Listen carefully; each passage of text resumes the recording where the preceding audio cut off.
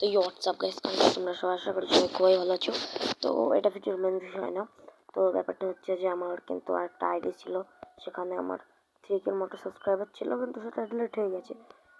কিন্তু আমি সেটাতে অনেকই দুঃখিত, কিন্তু তার চেয়েও বড় ব্যাপার আমি আবার নতুন একটা রোস্টিং ভিডিও চলে এসেছি।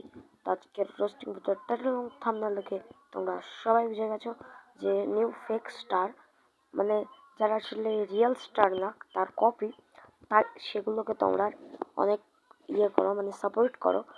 যেমন আমি তোমাদেরকে বুঝিয়ে বলছি। তো অনেকে বলো যে মুভমেন্ট কিং এমন এনএক্স। তো একটা কথা বলি, এমন এনএক্স যদি মুভমেন্ট কিং হয়, তাহলে বলবো তোমরা Y444 এর গেম প্লে দেখো। তার মুভমেন্ট, একটা ফার্স্ট তার মুভমেন্টের সামনে তোমরা সব তোমরা যদি এখন তার মুভমেন্ট দেখো, মানে যারা নিউ প্লেয়ার, তোমরা যদি তাদেরকে তার মুভমেন্ট দেখো, তারা বলবে এটাই এআই। হ্যাঁ, এটাই সত্যি। তারপর রোগ এফএফ, যাকে তোমরা এই ভিডিওতে দেখতে পাচ্ছ, রোগ এফএফ, তারপর Y444, অ্যাপেল লাপাতো, রাইস্টার, এদের মুভমেন্টও তোমরা দেখোই। তো ইমন এক্সের দু একটা ভিডিও দেখে তোমরা তাকে মুভমেন্ট কিং বলছো।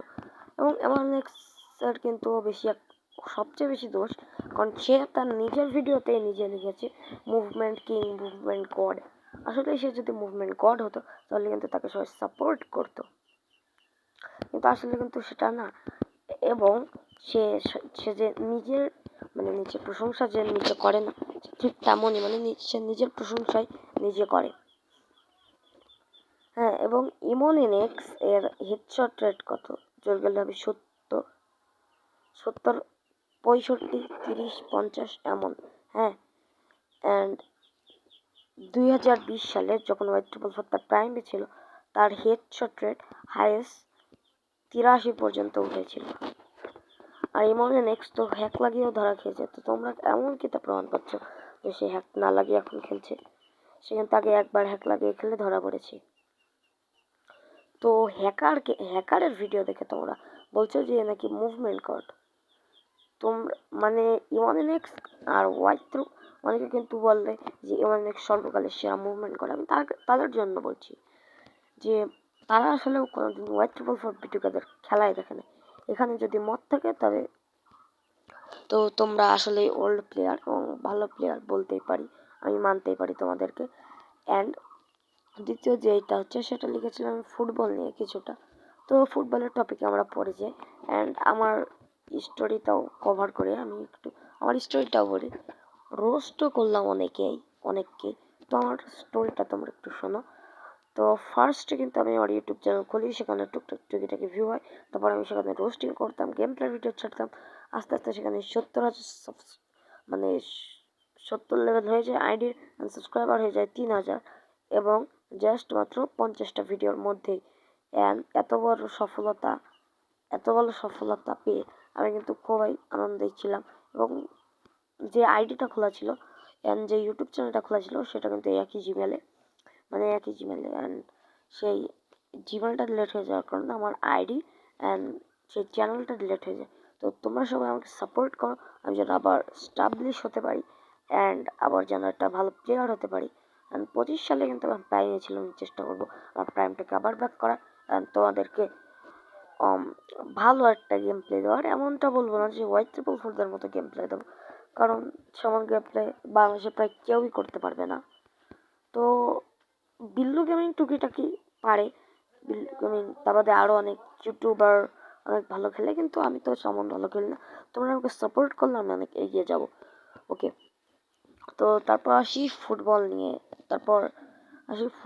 ফুটবলের যে ব্যাপারটা লিখেছিলাম, ফুটবলের কিছু ফেক স্টার, যেমন তোমরা বর্তমানে দাসিরে ডুও, তারপর এমবাপ্পে, এদেরকে নেইমার, রোনালদো, মেসি এদের সাথে তুলনা করো।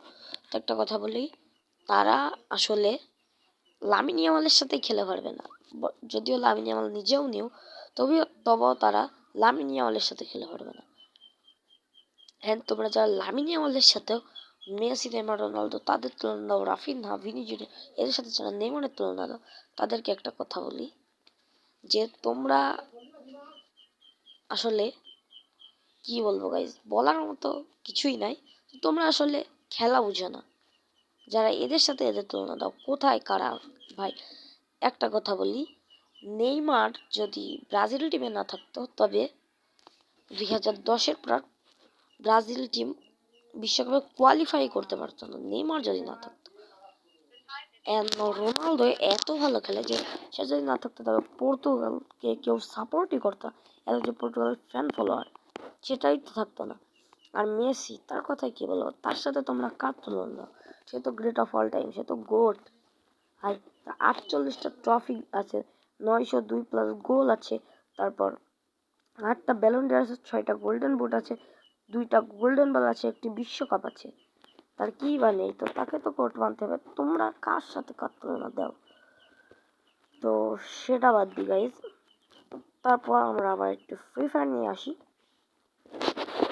তো এক টপিক থেকে অন্য টপিকে চলে যাচ্ছি আমরা, কিন্তু এই ভিডিওটা কিন্তু অনেক বড় হতেও চলেছে, কিন্তু না, এই পর্যন্ত আমি এন্ড করলাম, যেটা ফার্স্ট ভিডিও। অ্যান্ড তোমরা সবাই চ্যানেলটাকে লাইক করে সাবস্ক্রাইব করো, অ্যান্ড আমি আরও অনেক রোস্টিং ভিডিও আনবো, অ্যান্ড তোমরা সেগুলো দেখে অনেক খুশি হবে। তো বিদায়, সাবস্ক্রাইব করে দেবো, তোমাদের মাঝে স্টাবলিশ হবো, নিজের ইউটিউব চ্যানেলটাকে গ্রো করবো, রোস্টিং ভিডিও রোস্ট করবো, লাইভ করবো, তারপরে ডায়মন্ড গিভওয়ে হবে, এবং আমার মনিটাইজেশন হবে, 1K প্লাস সাবস্ক্রাইবার হবে।